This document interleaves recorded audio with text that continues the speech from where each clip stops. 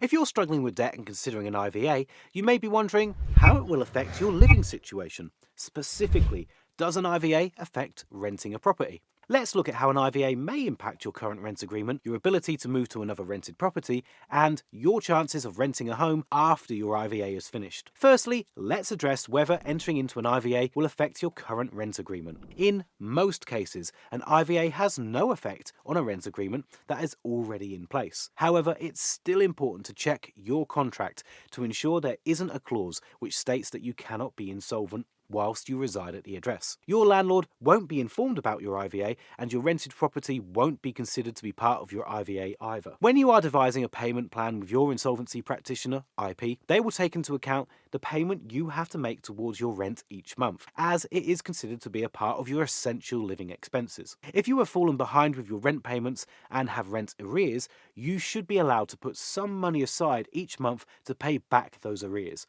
which will be separate from your IVA payments. Now, is it possible to move to another rented property whilst an IVA is in place? It's definitely possible, but it can be more difficult as your options will be limited. An IVA is recorded on your credit file, which has a severely negative impact on your credit rating. If your potential landlord performs a credit check on you before rent approval, then the mention of the IVA in your credit report may make them apprehensive about approving your application. If you're having trouble acquiring a rented space because of your poor credit rating, there are a few options you can explore. Firstly, you'll have an easier time finding a space to rent if you choose to rent it along with another person. Secondly, you can produce a guarantor for the rent agreement, which is a person that will be responsible for the rent payments if you ever fail to make them. Having a guarantor for your rent agreement does wonders when it comes to alleviating the concerns of a landlord or a letting agent regarding your ability to pay your rent. Thirdly, councils tend to be less picky about tenant financial history. Therefore, it may be worth considering renting from your local council instead of a private landlord. Beware though, depending on your area,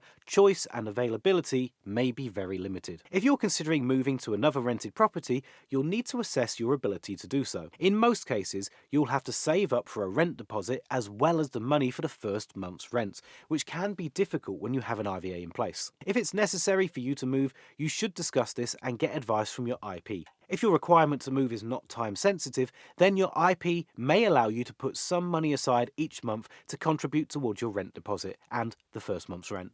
If you have to move immediately, then you may need to get advice from your IP. They may be able to authorize a payment break from your IVA for you so that you can make payments towards your new rented property. You can also consider paying the rent deposits of your new potential rented space by using the rent deposit you'll be getting refunded from the one that you're already in. Lastly, will an IVA affect your ability to rent a home after it's finished?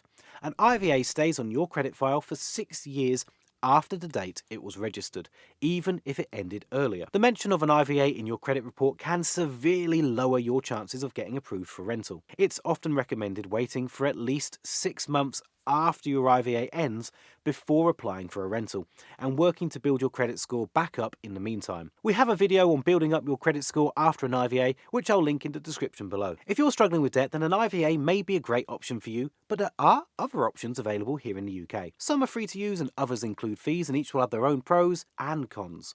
If you want to learn more about the solutions available, then we've created a really great form that you might be interested in checking out. Click the link in the description to get started and answer a few multiple choice questions like the total amount of your debt, how many people you owe, your living situation, and we'll connect you with one of our trusted partners so that you can find out more and take steps towards improving your financial situation.